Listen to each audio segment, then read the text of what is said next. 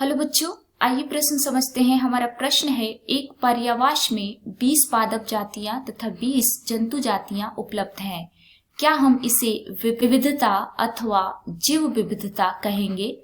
अपने उत्तर की पुष्टि कीजिए। आइए समझते हैं। सबसे पहले हम अपने प्रश्न की मुख्य अवधारणा को समझेंगे। अवधारणा, हमारे प्रश्न में हमसे जीव विविधता के बारे में पूछा गया है। आइए लिखें, जीव विविधता। आइए समझते हैं बच्चों। किसी एक वास स्थान में 20 पादप तथा 20 जंतु जातियां हैं। अब इसे जैव विविधता कहेंगे या नहीं, हम समझेंगे।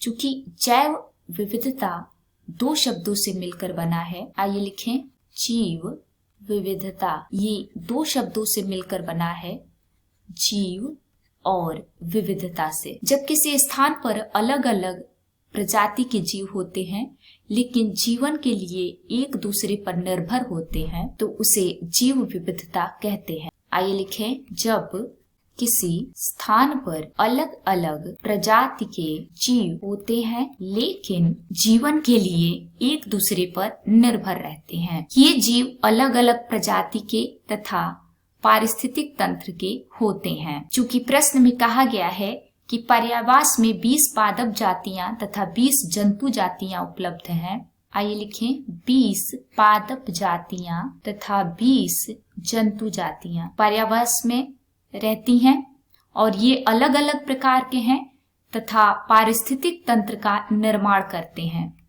ये पारिस्थितिक तंत्र का निर्माण करने के